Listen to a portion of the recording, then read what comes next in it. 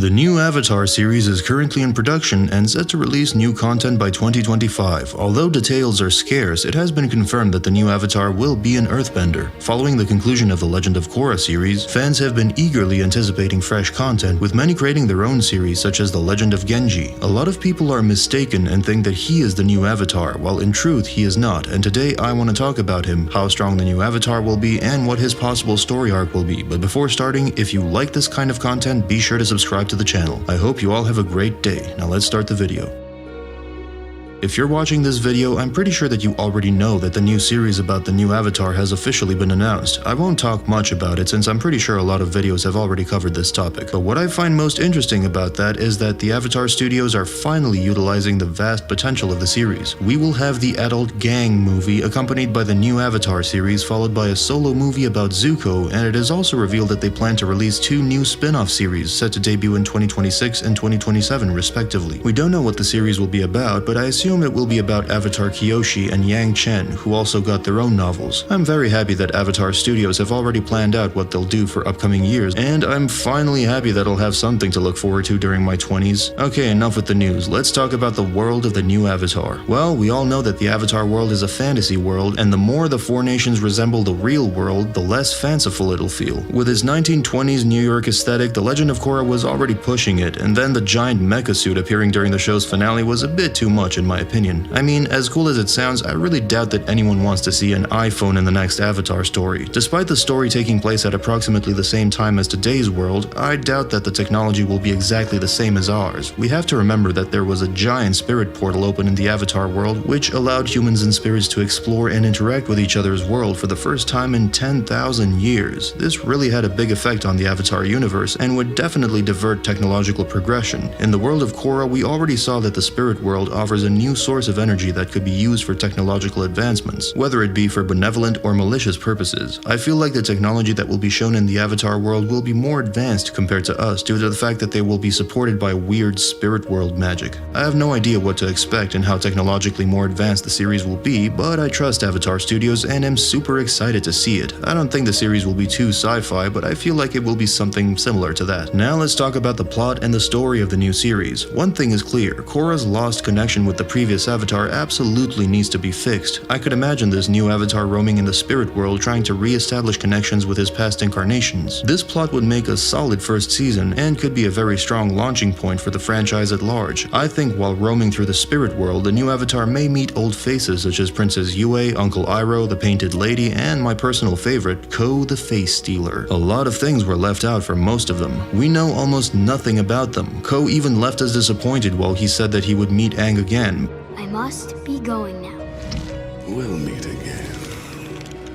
But what if he meant Aang's next life, and he'll meet them in the form of the new Avatar? It would also be in character for him since he was talking to Aang like he was talking to Avatar Kuruk, his old nemesis. I also fully expect his Mother of Faces, to make her debut in the series. She is one of the most powerful ancient spirits, who has the ability to give faces to living organisms, bestowing plants and animals with expressive markings. Since the dawn of time, the Mother of Faces has crafted faces for both living and non-living beings, placing a piece of herself in each face she created. It was because of her actions that separateness and identity came into the world. During this time, the Mother of Faces became estranged from her son, who later became known as Ko, the Face Stealer. I think it would be a cool moment if the new Avatar somehow managed to make the Mother of Faces and Ko meet each other and help them to resolve the problem that they had since the dawn of time. I also think that it would be an effective way to introduce new avatars, the ones we know nothing about. While I think it is impossible to re-establish the connection with every single avatar, since I think it would take a whole series to do that, I think it would be much more effective if the new Avatar met 4 random avatars rather than the 4 previous avatars, since we already know so much about them from previous shows and novels, and I think it would be too repetitive if they were in the spotlight again. For example, I am dying to know anything about this female avatar. She seems to be from the royal family of the Fire Nation, and I think it would be interesting to see a royal member being an avatar. Another person behind her even looks like the Fire Lord himself, since he seems to have a crown similar to Fire Lord's. It looks a little bigger than the one we usually see, but it isn't too unlikely that the Fire Lord's headpiece has gone through through some changes over the years. After all, the 70-year-old Fire Nation armor that the NWT had was different from the modern Fire Nation armor at the time. Maybe he was the first Fire Lord, the avatar that unified the Fire Nation. I always wanted to know more about previous avatars, and I think this is a very effective way to introduce them. Also, there is a kind of trend in the avatar cycle where each avatar inherits and ends up having to fix the greatest failure of their predecessor. To put it shortly, Roku let the war happen, so Aang had to deal with it. Aang let the air nomads die, so Korra had to get them back. Korra lost her avatar connection, so the next avatar will have to fix that. In the most recent Avatar comic that came out in December, Korra out of nowhere brings the fact that she lost her avatar connection, so this issue is clearly at the top of the minds of the Avatar writers. At the beginning, I assumed that the new avatar will only be able to communicate with Korra, and after roaming through the spirit world, they will restore the avatar cycle together. This would give Korra eternal peace, since this is what she most likely regrets the most. This will without a doubt be one of the greatest moments of the show, and Korra will finally get the finale that she deserves. Besides Korra, the characters who I am sure will make their comeback are Aang's grandkids. Every single avatar needs to master airbending, and as far as we know, the only airbending masters around are in Tenzin's family: Jinora, Ikki, Mello, and Rohan. They will definitely play a part in the next series, most likely as mentors for the next avatar. Every single avatar had their own airbending master. For example, Aang had Gyatso and Korra had Tenzin. I think if I had to choose an airbender master from Tenzin's kids, it would definitely be Jinora, since she was taking her spirituality and airbending the most seriously. However, the new story will take place decades after Korra, so who knows how they'll grow up. Another character who I think should appear as an old and wise general should be Zuko's grandson, General Iroh. I wonder if he will reappear in the series and have a similar role as his namesake. Now let's talk about the power and abilities of this new avatar. I think it is obvious that at some point he will master all 4 elements, but before mastering it, just like every single avatar, he will most likely have one element that he finds the most difficult to master. For example, for Korra it was air, for Aang it was earth, and for Roku it was water. So it was for Kyoshi. I assume that for the new avatar it might be fire, since we haven't seen an avatar who struggled with that element. But after some time he will master all 4 elements, which will enable him to use the elemental sphere, which involves simultaneous bending of every element, and it is one of the oldest techniques to be used by the avatar. Both an offensive and defensive technique, it can be used to maintain repeated destructive attacks against opponents while also shielding the user from attacks themselves. It can also be used to entrap and restrain opponents, including spirits such as Vatu. Also, since he is an earthbender, I expect him to master that bending at the highest level, including earthbending sub-bending techniques such as lava bending, mud bending, metal bending, sand bending, and maybe he will even invent something new such as glass bending. Also, I feel like the connection with the new avatars will allow him to master new techniques similar to how Korra learned how to remove bending from a person with the spirit of Aang. Similar to that, the new avatar might be able to learn completely new and unique techniques from the previous avatars. Anyway, I guess this is all for today. What do you think about the new avatar? How will his story go down and how strong will he be? I enjoyed writing this video so much and have a lot of ideas about new videos about the series. If you enjoyed this video, make sure to like it and subscribe to the channel for more content like this. Thank you for watching. Lonnie Brooks out.